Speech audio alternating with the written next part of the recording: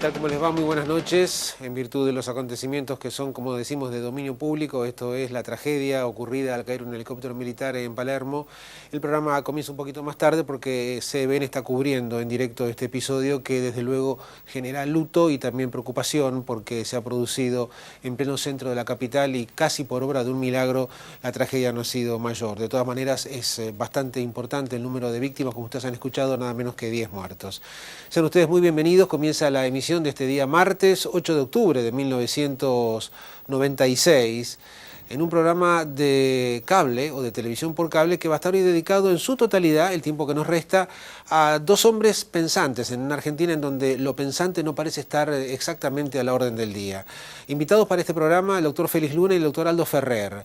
Ustedes los conocen como historiador el primero, como economista el segundo. Yo prefiero a la hora de la invitación caracterizarlos como dos argentinos preocupados y dos argentinos con ideas, dos argentinos que dejan ya para generaciones posteriores una importante obra acumulada, una importante bibliografía y que siguen aportando constantemente desde sus preocupaciones. Ellos serán esta noche nuestros invitados principales. Pónganse cómodos, sean ustedes muy bienvenidos.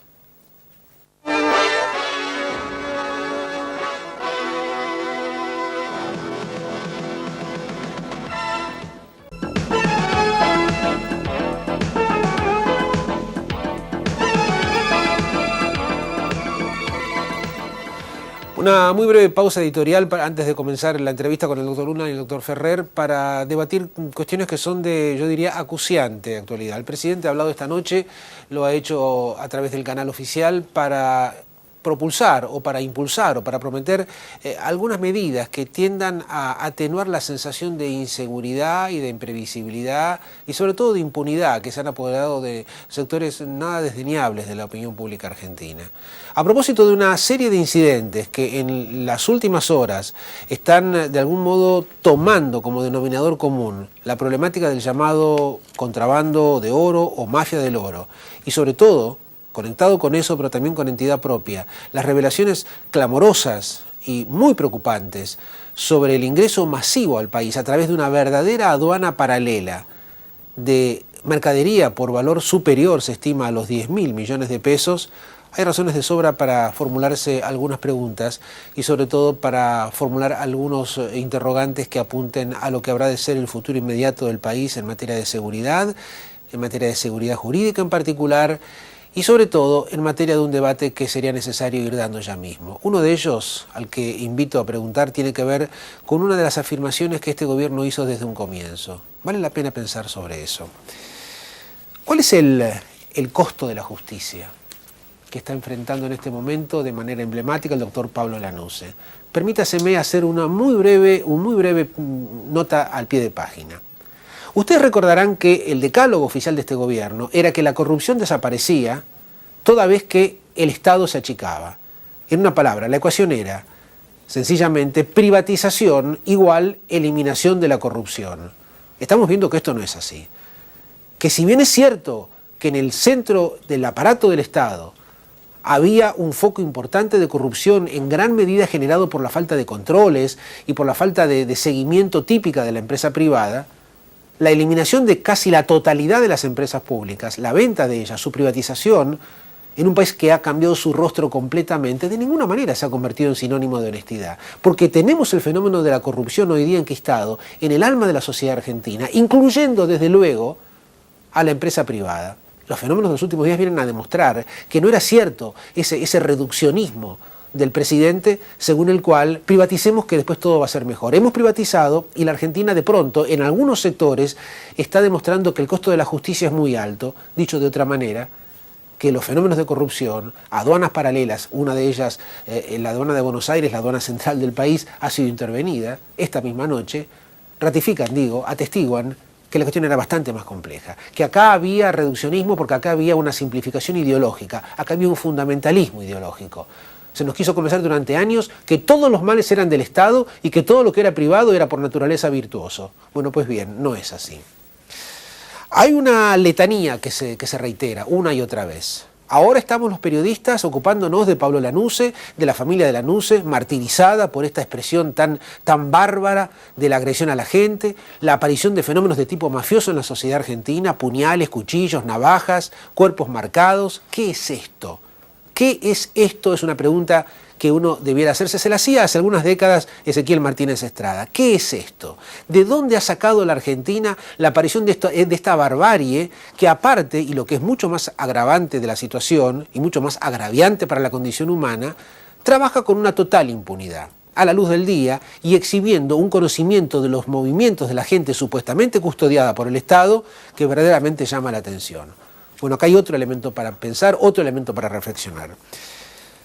Tenemos, eso sí, una proliferación de organismos de seguridad, una portentosamente grande y muy bien financiada Secretaría de Inteligencia de Estado, la famosa, la tristemente célebre CIDE. Tenemos encima, como si fuera poco, un invento del gobierno, la Secretaría de Seguridad. Ahora, la CIDE más la SS que dirige el embajador Antonietti, en términos de resoluciones prácticas, no han permitido avanzar en nada en materia de seguridad. Y este es un saldo del que el gobierno deberá dar cuenta. No hay seguridad y hay un monto importante de impunidad de cara a un aparato de características burocráticas que uno no sabe bien para qué existe, pero lo que seguro es que cobra mucho dinero, juega mucho dinero en función de su existencia. En definitiva, y para redondear, los modos de la mafia están hoy presentes en la realidad argentina. Esto, además de ser verdaderamente ominoso, debería ser todo un programa de acción para la civilidad argentina, más allá de las definiciones partidarias. El presidente ha dicho esta noche que quiere encabezar la lucha contra la corrupción y contra este tipo de fenómenos. Bienvenido a las filas, entonces, doctor Menem, porque era buena hora que el presidente dijera que tiene intenciones de llevar adelante esta lucha que hace largos años debería haber comenzado a ser encabezada por las máximas autoridades de la nación. Ya volvemos.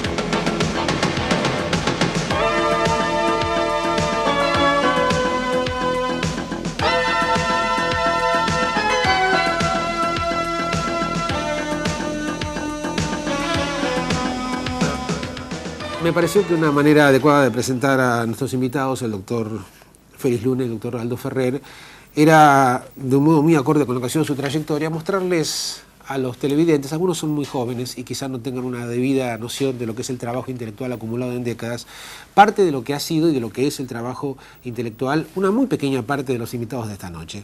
Empiezo por el doctor Aldo Ferrer. Buenas noches, doctor Ferrer. Un economista conocido, un hombre que se dedica a la docencia, a la investigación académica. Algunos de sus libros más notorios, Nacionalismo y Orden Constitucional, Crisis, Alternativas de la Política Económica Argentina, un libro del año 77, Historia de la Globalización, la Economía Argentina, y ahí estamos viendo en pantalla algunos de sus libros. Y el último libro del doctor Ferrer, cuyo nombre usted me lo va a recordar gentilmente. Historia de la globalización. Historia de la globalización. Acá estaba, claro, puesto en orden cronológicamente inverso. Que apareció este año. Parte de lo que es una tarea que incluye artículos, trabajos universitarios, investigaciones. Ferrer se caracteriza, y esto me consta, por ser alguien que no descansa nunca en esa tarea. Esos son los títulos que quiero mostrarles. Vamos a ir ahora a la obra del doctor Félix Luna. Félix, gracias por estar usted acá con nosotros. Bueno, Félix Luna es un prolífico de aquellos, imposible poner en pantalla todos los libros, pero algunos de ellos que queremos mostrar. Por ejemplo, Confluencias. Por ejemplo, Historia Integral de la Argentina. Por ejemplo, si los ponemos en pantalla sería mucho mejor. Breve Historia de los Argentinos, ahí están. Un clásico porque ha sido un libro muy muy popular, el Soy Roca. Hoy vamos a hablar un segundito de Roca, que es uno de los temas que Félix Luna maneja con mayor solvencia. Esa es La Breve Historia de los Argentinos, un libro muy recomendable, sobre todo para aquellos que quieran hacerse una impresión más o menos concisa de un tema por naturaleza complicado. Soy Roca, de él hablaba. No sé si le caerá muy simpático a Félix Luna, pero es un bestseller. Buenos Aires y el País. Tema absolutamente vigente, una nueva versión de la breve historia de los argentinos, la versión en inglés de la historia de los argentinos, y un último libro muy, muy delicioso y muy, muy interesante que acaba de publicarse en Buenos Aires, que es Encuentros. Bueno, esto a modo de perfil biográfico. Desde luego, el doctor Félix Luna es, además de prolífico, incansable, animador de una revista que el año que viene cumple 30 años. 30 años, fundó en el 67. Todo es historia. Una revista que registra la memoria nacional y que, me consta, tiene muchísimos coleccionistas, gente que la guarda y la atesora. Vamos un poco a las, ¿puedo decir efectividades conducentes o...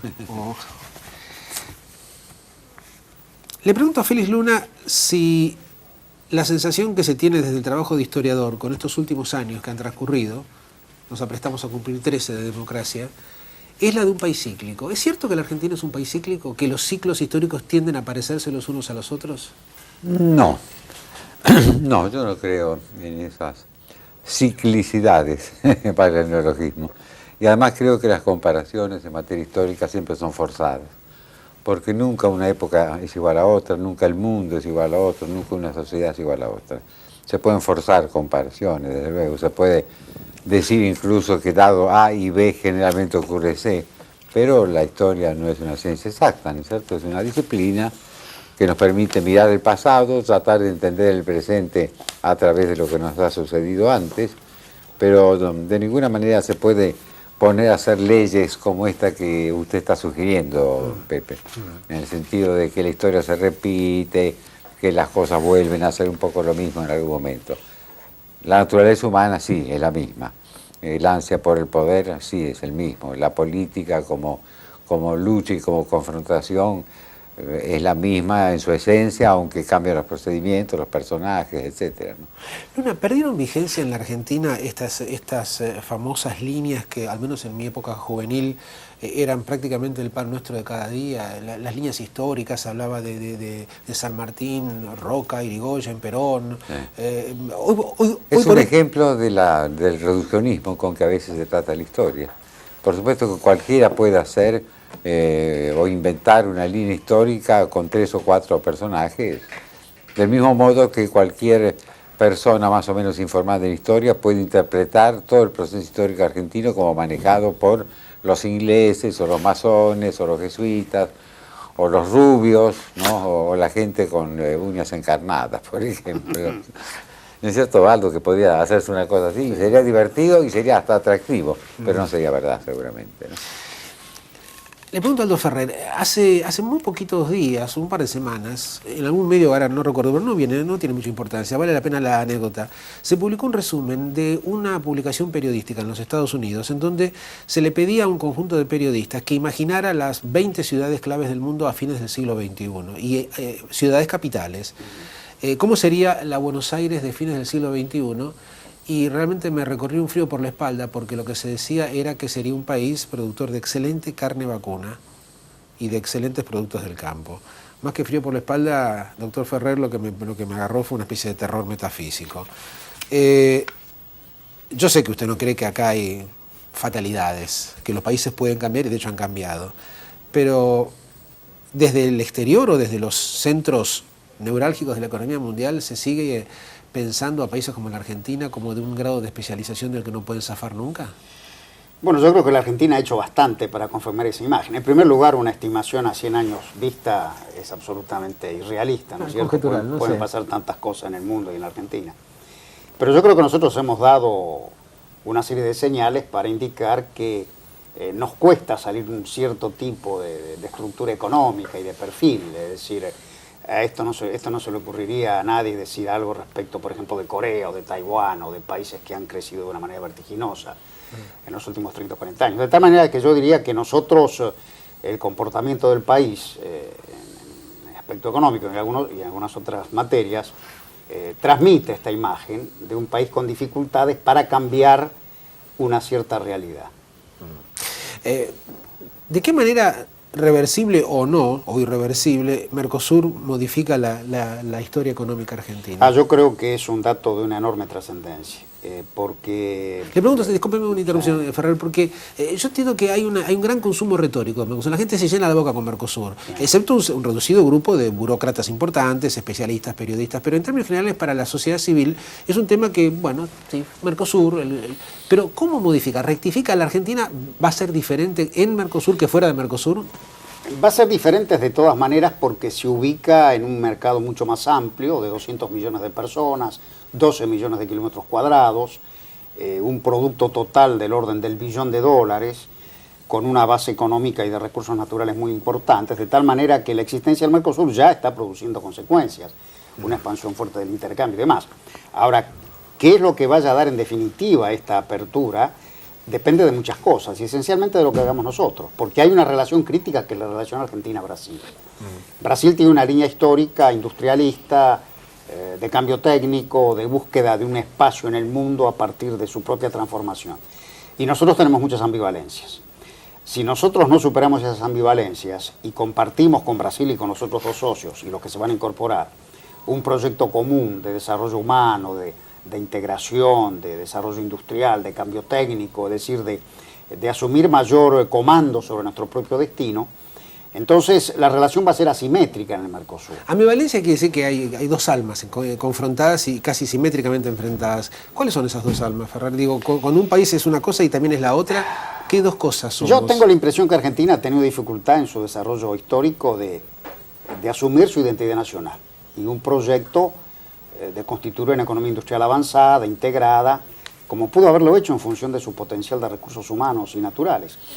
Acá el doctor Luna sabe de esto mucho, cuáles han sido las contradicciones y los conflictos de la sociedad argentina, pero no hay duda que Argentina en el mundo es observada como una gran frustración nacional. Lo dijo Raymond Arón. Es claro, es decir, no solo nosotros... de la Argentina? Sí, claro. Arón decía que la Argentina era la gran frustración del siglo XX. Claro.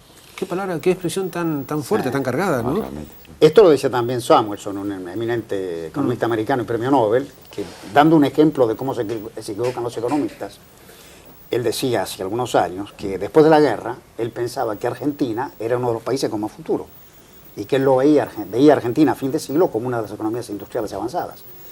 Y la experiencia no fue esa. Así que efectivamente, como estamos recordando, Argentina es un caso de desarrollo nacional frustrado por una serie de conflictos que no pudo resolver a tiempo. Esa dificultad, doctor Luna, de la que habla Ferrer, de dificultad de asumir la identidad nacional, puede tener hasta un costado metafísico. ¿Cómo poder aprender esa realidad o esa definición? ¿Qué es dificultad para asumir la identidad nacional? Yo interpreto que Aldo lo que quiere decir, porque dejémonos de doctor Luna, doctor Ferrer, Aldo nos conocemos hace 50 años. Está bien. Hemos cambiado ruedas de autos muchas veces juntos. Yo cuando los invité no sabía que había una relación personal entre ustedes. Sí, somos muy amigos hace muchos años. Yo creo que al decir identidad nacional, lo que quiere decir Aldo es que le ha costado establecer el modelo sobre el cual puede basar una sociedad equilibrada, justa, por supuesto democrática, etc. Y le ha costado, evidentemente. Eso no se ha concretado de una manera aparentemente definitiva, sino hace 13 años, ¿no? Toda esta mitad del siglo XX ha contemplado, no hace falta recordarlo, golpes de Estado, dictaduras militares, gobiernos civiles débiles, etc. Entonces la identidad está reflejada y de algún modo expresada en esta imposibilidad de lograr un equilibrio político para la Argentina, que indudablemente es el prerequisito para establecer un tipo o un modelo de país que se dedica a producir este tipo de cosas o este tipo de otras cosas. Usted piensa cuando alude a la frase 13 años, yo la uso con frecuencia en mi trabajo periodístico, sin ninguna pretensión, y a veces me pregunto si no estoy muy solo, si realmente la sociedad asume, más allá de la etiqueta partidaria de quien ese día asumió, que el 10 de diciembre del 83 empezaba una época nueva, o no todo el mundo lo asume tan así. Lo que pasa es que costó mucho y Alfonsín, con todos los errores que puede haber cometido, fue el hombre que enseñó a vivir en democracia los primeros 6 años de ese periodo. Lo cual era muy difícil, porque no solamente estábamos acostumbrados a gobiernos autoritarios, sino que nuestra conducta particular se había hecho autoritaria también en muchos aspectos. Y las confrontaciones entre patrones y obreros, entre peronistas y antiperonistas, en las diversas categorías de la sociedad, eran tremendas realmente, ¿no? Recién ahora estamos aprendiendo a vivir o a convivir más o menos con gente que piensa distinto de uno, y nos cuesta bastante, me parece, a la gente que piensa, a la gente que reflexiona, a la gente que difunde, como usted, cuesta bastante mantener esas pautas que son el sustento del sistema democrático, que van a lo mejor desde la instrucción que se da a un chico para que no haga determinadas cosas o haga determinadas cosas. Ferrer, usted recién hablaba de la ambivalencia y me quedo pensando, también en el terreno de las grandes realidades económicas uno puede decir que hay una ambivalencia. Porque este es un país que tiene una estructura nominalmente federal. La lectura de los diarios, escuchar la radio todos los días, nos habla de un país que está permanentemente litigando con el tema de la coparticipación, con la asignación de los recursos, como que esas reglas de juego nunca terminaron de quedar claras. En los hechos reales, este es un país unitario. Bueno, el desarrollo económico argentino apuntó en ese sentido, ¿no es cierto? Cuando se realiza el gran crecimiento ligado al mercado mundial, la riqueza se concentra en la región pampeana. Y esto provocó una transformación muy fuerte. En épocas de la colonia, de principio del siglo pasado, todavía gran parte de la población estaba en las regiones del noreste, en Cuyo y demás.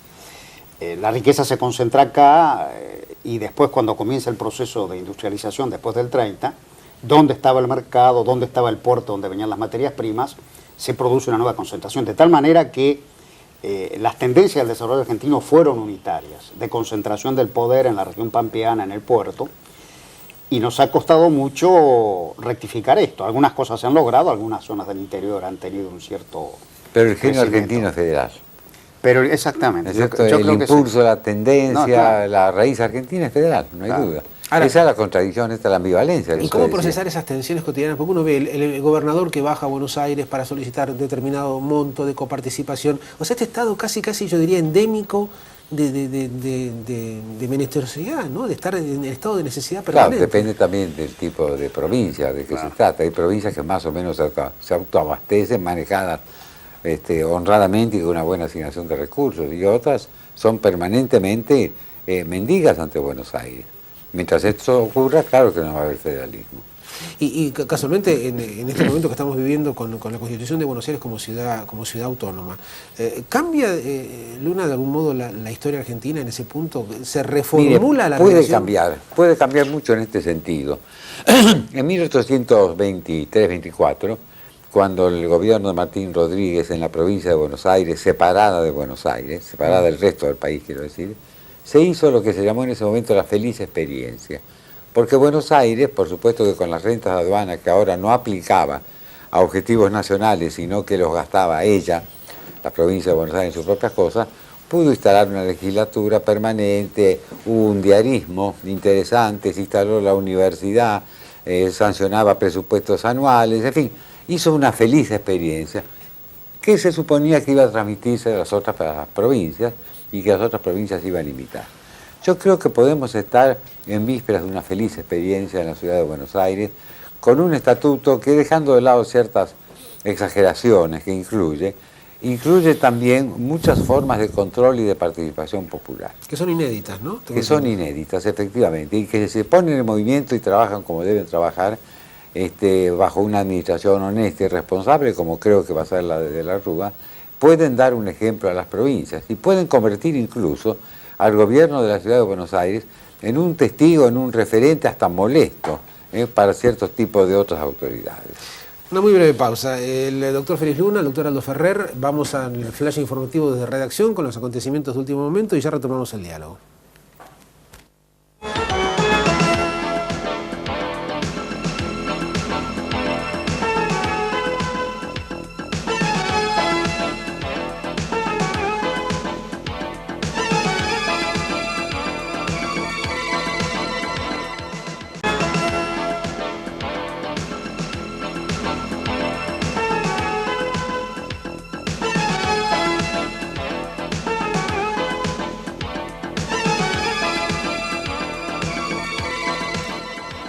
En el primer bloque, Félix Luna hablaba de quienes pretendemos difundir de alguna manera una cierta actitud de reflexión. No es sencillo, ¿no? En países periodísticamente tan recalentados como la Argentina, poder, como se dice en fútbol, parar la pelota contra el piso y dedicarse a hablar de temas que parecen que no tienen nada que ver con la actualidad. Yo le preguntaba a Ferrer por el Mercosur, le preguntaba a Luna por el impacto de la ciudad autónoma de Buenos Aires en lo que es la cultura política argentina.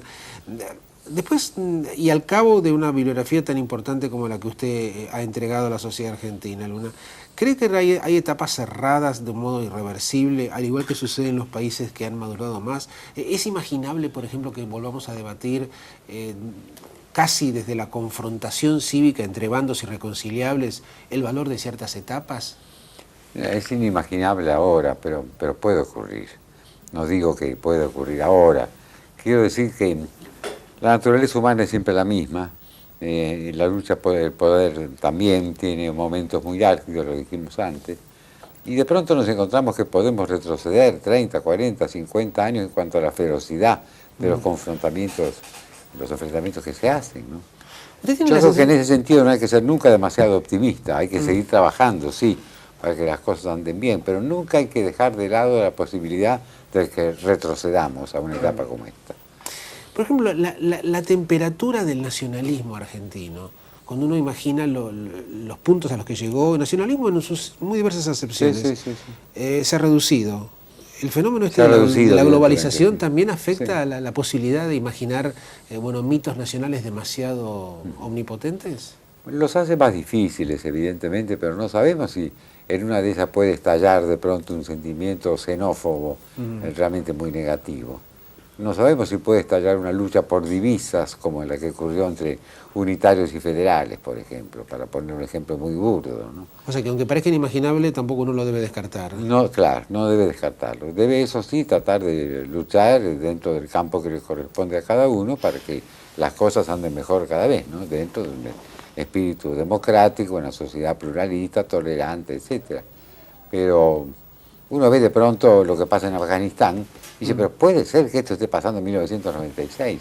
Las mujeres perseguidas prácticamente como enemigas. Claro, sí. Yugoslavia. O como en Yugoslavia, claro. La Argentina uno dice no es.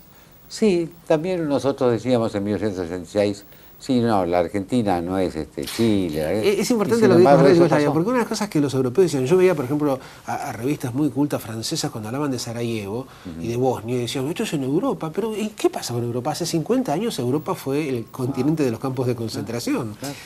Ferrer, le llevo un tema muy específico de ustedes los economistas que tiene también conexión con la globalización. Porque la palabra se usa ahora prácticamente para todo. Con el pretexto de que estamos globalizados, se dice, bueno, no nos quejemos de la desocupación porque hay desocupación en Alemania, hay desocupación. ¿Qué valor específico le atribuye usted al fenómeno de la supuestamente baja productividad en la mala performance de la economía argentina? Bueno, la productividad de una economía es el resultado de su nivel de desarrollo. Es decir, los países más productivos son los países desarrollados. La productividad por hombre ocupado en Alemania, en Estados Unidos, en Japón son las más altas del mundo. En África son las más bajas, porque en los países avanzados hay un nivel de cultura, hay elementos técnicos, hay capital acumulado. De tal manera que nosotros estamos en un nivel intermedio, somos un país semidesarrollado. El crecimiento de largo plazo de la productividad argentina es bajo, el país ha crecido poco. Y esto, bueno, no se modifica de la noche a la mañana, implica un proceso de acumulación de capital, de cambio técnico, de integración del mercado nacional, de políticas activas de capacitación de los recursos humanos. Es un proceso... Culturales también. Culturales, desde luego, es un proceso de largo plazo. La sensación que se tiene es que en estos últimos años con la reforma económica que se impulsó desde el gobierno, la productividad pasó a ser una variable que antes nunca había sido tan gravitante.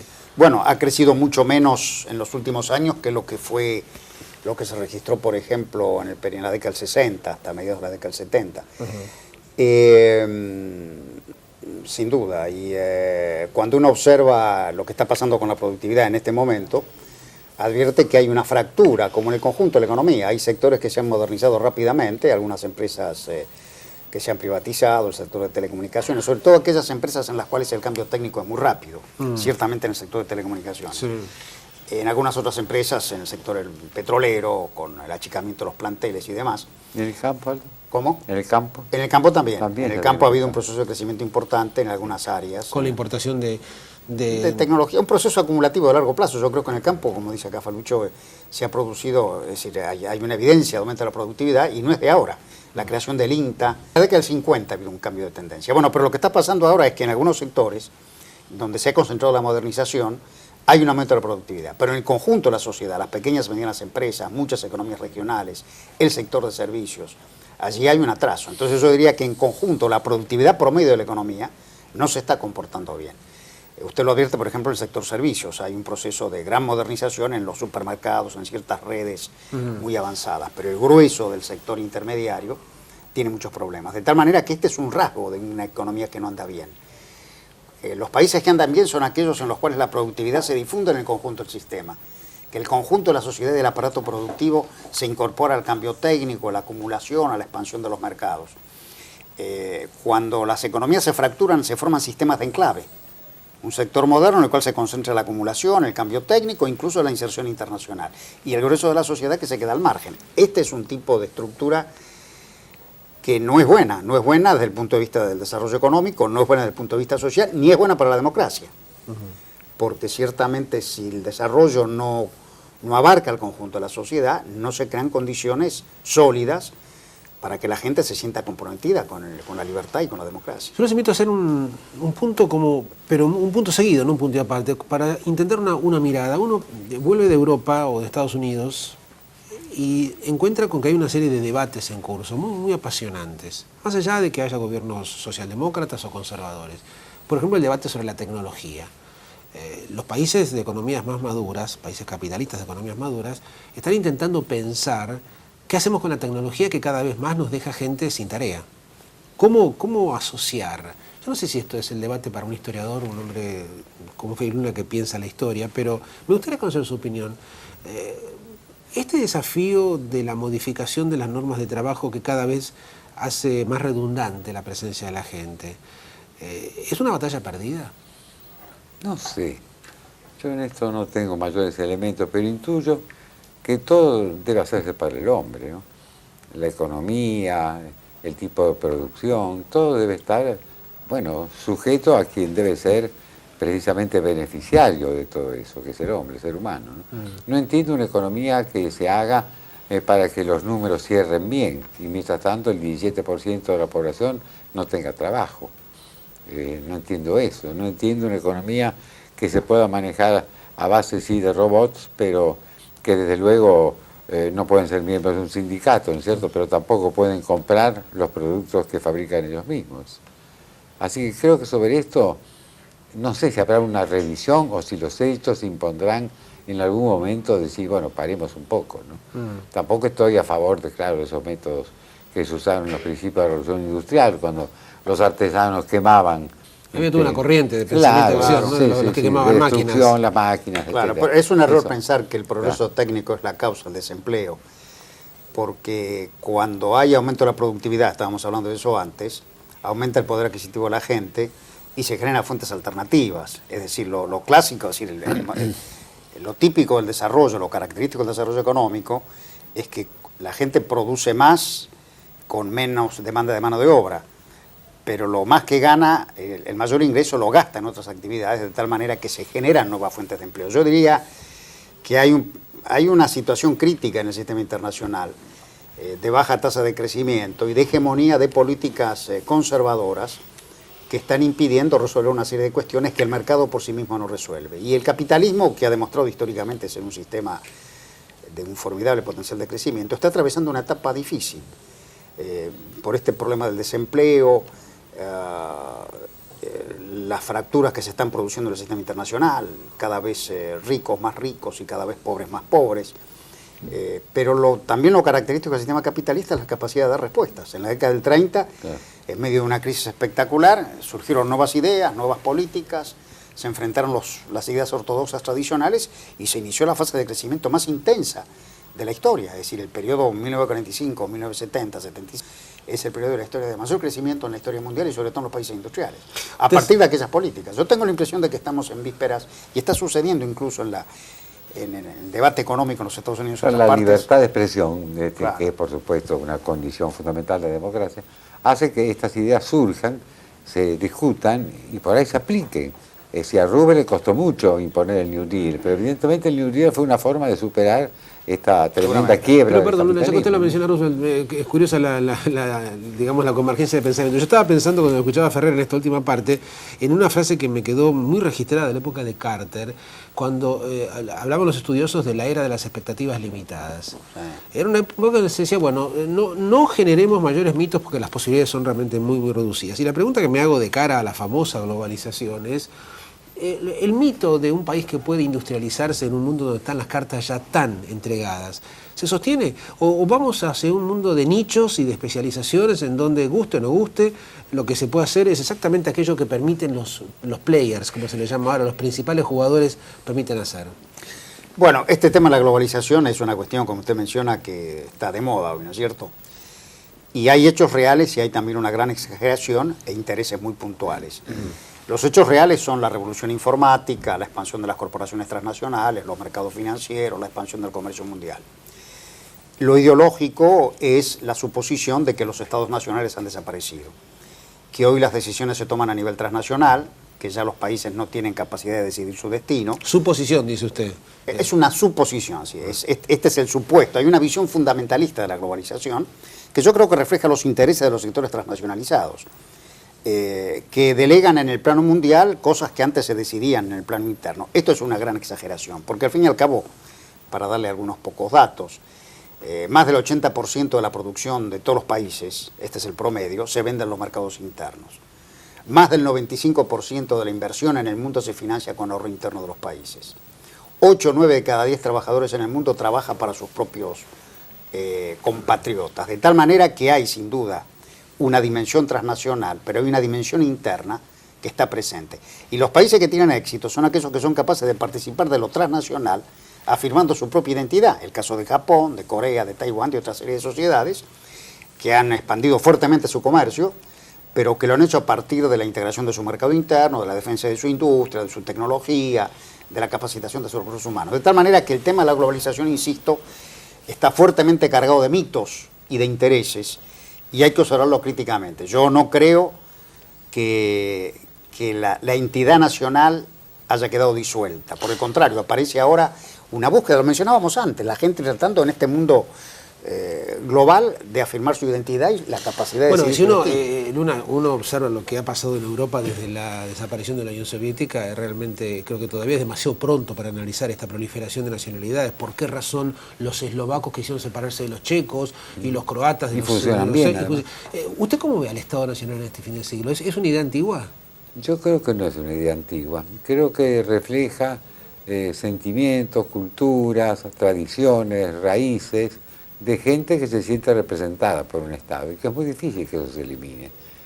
Será posible que se deleguen ciertas funciones de los Estados, será posible también que se vinculen con esta, como lo dijo en una síntesis espléndida Aldo recién, mercados comunes o lo que fuera, pero no creo que los Estados desaparezcan. Y por el contrario, uno ve que aparecen en los países que tienen, algunos de ellos, la mayor cohesión. Sin embargo, aparecen localismos, ¿no es cierto?, que tienen pretensiones de convertirse en entidades respetables, como pasa en Italia con el loquito que quiere separar el norte.